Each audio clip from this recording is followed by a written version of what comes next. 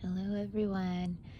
I want to go over a simple, easy way to understand how our energy or our vibration affects our life.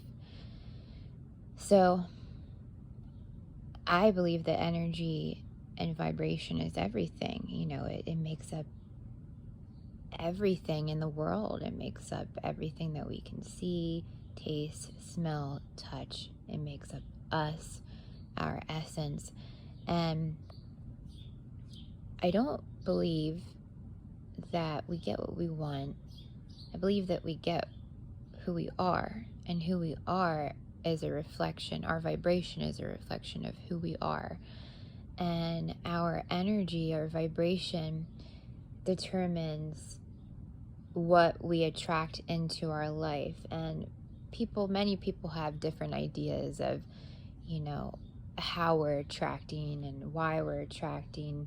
I believe that, there are parallel realities and we simply line up to them. I call them timelines. We line up to the timelines based on our vibration. And our vibration also determines the momentum and the genre of our thoughts and our emotions. And then once our thoughts turn into emotion, that affects our vibration overall. And it's a continuous cycle. So, for example, you look at the Hawkins scale. The Hawkins scale is fascinating because, you go from a lower vibrational state, which is contracted, to a higher vibrational state, which is expansive. And what's interesting is that if you look at this scale, there are levels that you can move up. And, the average person has a mixture of the middle or even some of the higher vibrational levels and some of the lower ones. Then what happens is that you kind of can meet in the middle, and then you have your default vibration, the energy that you're normally feeling and at. Now, what's interesting is if you look at fear, for example, that is very low on this scale. So if you're predominantly feeling fearful, your vibration is a reflection of fear. So your mind is constantly going to be attracting fearful thoughts, situations, people, events, and so forth. And if you are predominantly focused on negative things such as shame, fear, guilt, apathy, feeling sad, whatever the case may be, then the people in your life, the scenarios in your life will be a match to that. So, for example, you could be going from feeling incredible at work, doing a great job, high performance, because you're feeling joy within you, you're feeling courage within you. But then you dip down and you start to feel fearful. Well, you're going to start attracting things like messages from your boss saying, you got to step it up or you're going to get fired. Issues with coworkers that are threatening you, things like that. Whereas if you were predominantly in a higher vibration, or at least maintaining a higher vibration, then you would be attracting scenarios where you just feel joyful because you're doing a great job and your boss is telling you you're doing a great job, and you're feeling welcome and united with your colleagues. That's another example. With relationships, a big one.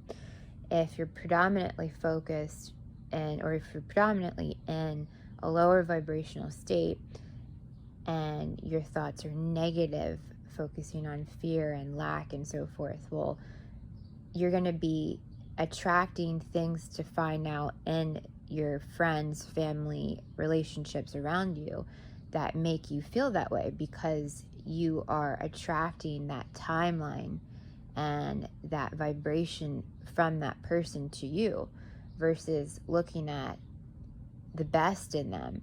Now, you don't just go from feeling in a low vibration to trying to find the best in people or scenarios. what's key is raising your vibration on your own through self-care. And you could do this, man. It could just take 30 minutes a day.